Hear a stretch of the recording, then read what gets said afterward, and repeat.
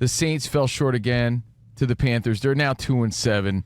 Derek Carr was a story of discussion that we're going to get to. People, former teammates, are saying that he's a straight ass. Going to social media in this way is something that I'm not used to seeing. Not in this way.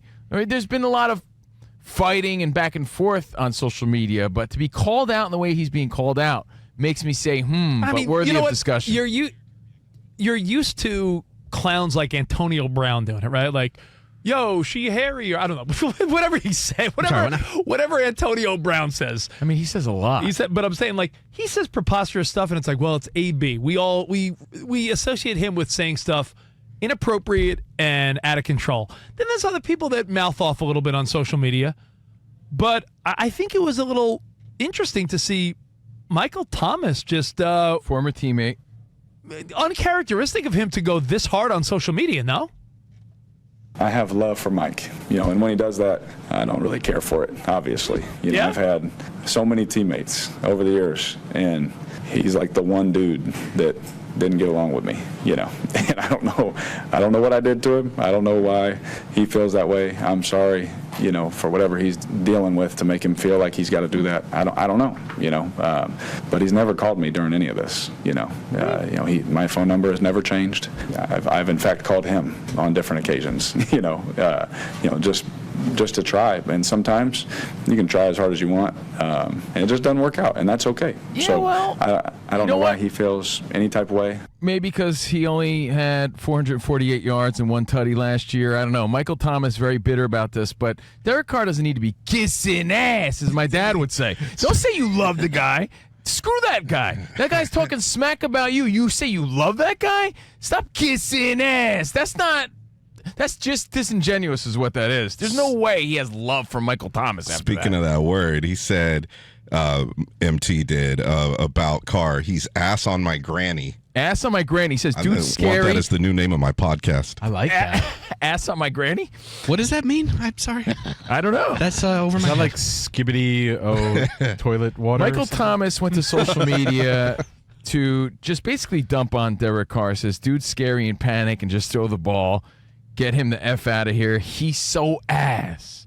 These are fighting words. Derek Carr, for you, I've been told, y'all, that S is sad. He's calling him sad. They fire all them coaches trying to cover his flaws, and he's still doing the same S. That year, his buddy went first team, all-pro in 22. He needed 180 targets just to catch 100 passes. He is ass on my granny, as Danny G quoted. And basically went on to express that he leaves receivers exposed, leading them into traffic, and that's why he's so ass. He's an overrated quarterback. I know there's so much to take away from what you just said, but I really hope ass on my granny turns into like slang we use often. That's a new song I heard by Kendrick Lamar. Ass on my granny. Ass on my granny could be an insult we need to really incorporate more often. Like if something's that bad or, someone's not delivering at work, as a friend, as a family member, a spouse, like, yo, they're ass on my granny. Yeah, but that's sort of in bad taste. Like, we've all worked with people that we didn't like. We make reference to them. I'm not trying to say, hey, we're all holier than thou, Metallica style. I'm not saying that we're better than everybody, because we all have people we didn't get along with or people we didn't like.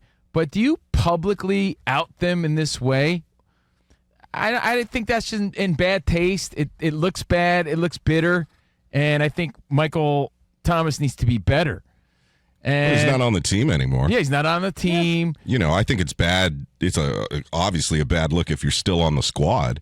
But, I mean, he's got the freedom to tweet what he wants. And the Chris Olave concussion is what sparked all this. Right. But doesn't it look like weak-ass sour grapes? It does. To me, it does. Yeah. Listen, there have been times we've experienced this over the years. Covino and I, we pride ourselves on being the most interactive show, meaning we've done this show together between SiriusXM, ESPN, and out here at Fox Sports Radio. Oddly enough, we've known each other coming up on 20 years. We've met thousands and thousands and thousands of people at different live events, broadcasts, parties, different things we've done.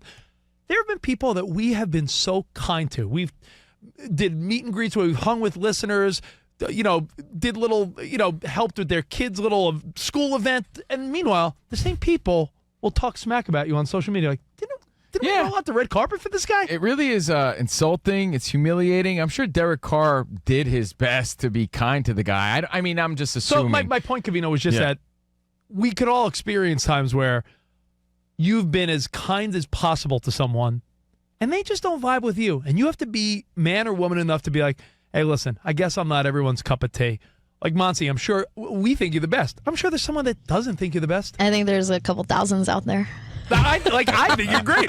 Danny G, I'm sure there's but people. Isn't it different, though, Monty, if it's an old coworker of yours? Oh, yeah, somebody who actually knows you. That's what I mean. Right. You got to put that in perspective. Rich often says this. This is true. Ready?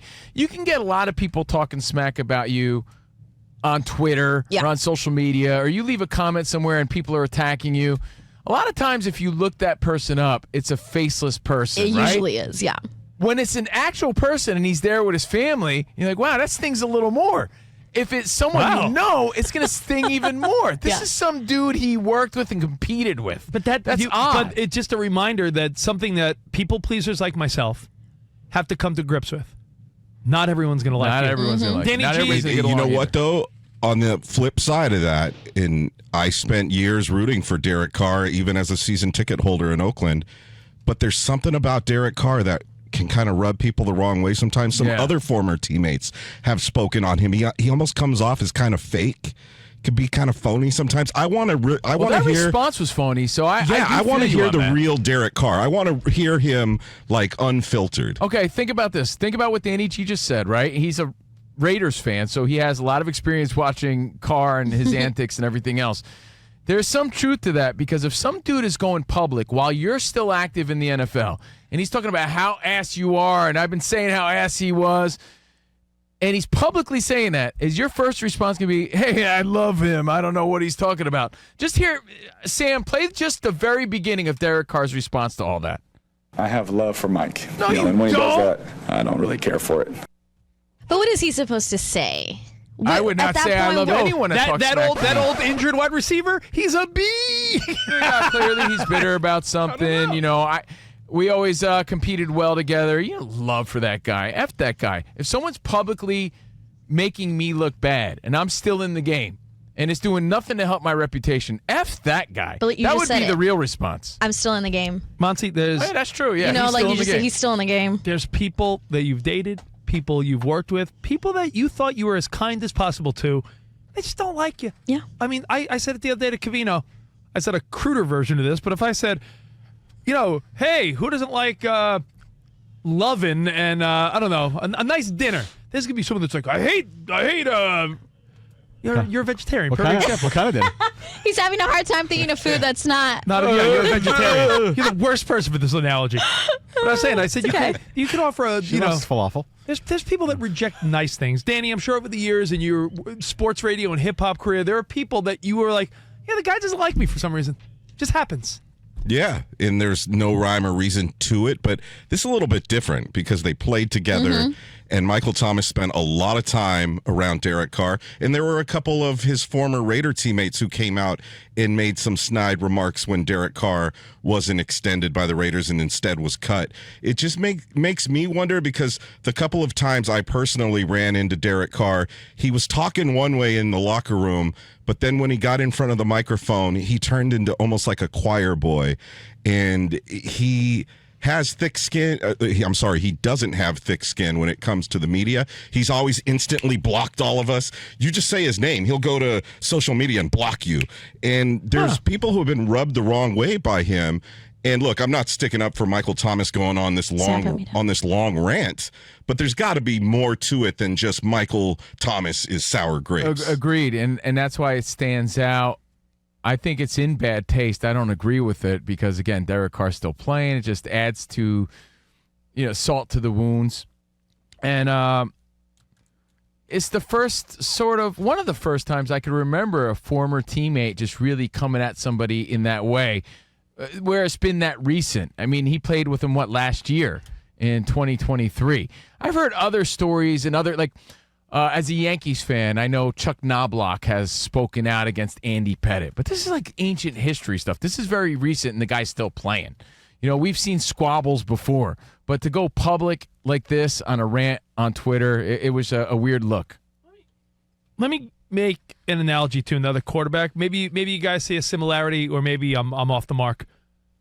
You know, there's certain guys that they're talented, they say the right things, they do the right things, but it sounds silly to say, but they're not one of the guys. Russell Wilson, Derek Carr, guys that just carry themselves in a way where you're like, A-Rod. he's saying and doing all the right things, but for some reason he's not one with the guys. Like, not that he has to bro it up, but like for some reason he's just not.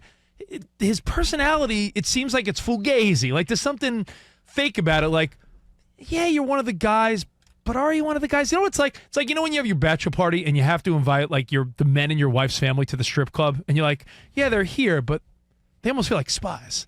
Like there's some guys that just never feel like they're part of the crew, and I feel like Derek Carr in a locker room just feels like he's not part of the crew. I think Russell Wilson is a great example. Like Russ of with that, the separate office. Remember the Right. whole when he was in Denver, Russ had an office. Instead of yeah, I'm sorry. I was going to say instead of guys' night out, it's spies' night out. yeah, yeah. I You don't know, should like that should be like a podcast or something.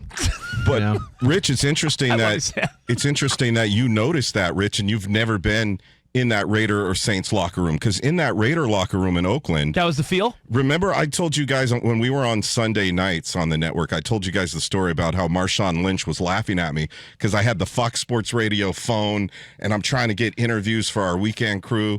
And Marshawn Lynch laughed at me when I was walking behind Derek Carr trying to get him to give me some words. And he's like, he ain't going to talk to you. He's the one guy in here that doesn't talk to media. You better wait till he gets up at the podium. And he was laughing. And it was like Derek Carr and everybody else. Wow. Yeah, and again, for me, it was about speculation. It made me say, It stood out. We're not used to seeing that often on social media, not in this type of way. And it was a perspective thing. It's like a former coworker of yours just going to social media to make you look bad. Imagine that. Imagine one of our old ESPN colleagues went to social media, Rich, and like, you know what? Rich is a big fake and a phony, total D-bag. I was listening to Rich Davis. He's the weakest broadcaster. He's so ass. He puts no effort in. Yeah, you be like- can slow down, Covino. Yeah. Hey, that guy Rich, man, really full of himself. You know? Thinks he's better than everybody. That guy Rich? Think we have enough examples. Yeah, that guy Rich, man. Shows up to work eating burritos all the time. Like, he doesn't even care. You know that guy Rich? It's like someone going to social media to say things like that, and you're like, well, what did I do to that guy? It's just a weird look. It really is. So, Derek Carr, there's something there. You're right. There's just something there. Can I also point out that Michael Thomas played for several seasons with Drew Brees, who's going to be in the Hall of Fame. So it's like Derek Carr comes in like a stepdad you don't know. Like Michael Thomas was drafted to the Saints, and Drew Brees was like, you know, in the thick of his incredible run in the NFL as a quarterback. it's like so, the- Dude, It's when it becomes, you don't want people, when you're an athlete, right, and someone's coming at you that you played with saying that you're so ass. Grandma ass. Granny ass, whatever you call it. Was it ass Right? of? That's just, you can't think of anything worse to say. Like, that's what they take pride in, being a great quarterback, being a great athlete. Like, you're really coming at that guy for what he does. there might be a drop off between Drew Brees and Derek Carr. There just might be. There might be a little gap there. Maybe a little. Well, he's trying to expose that, and it got a lot of people's attention over the weekend.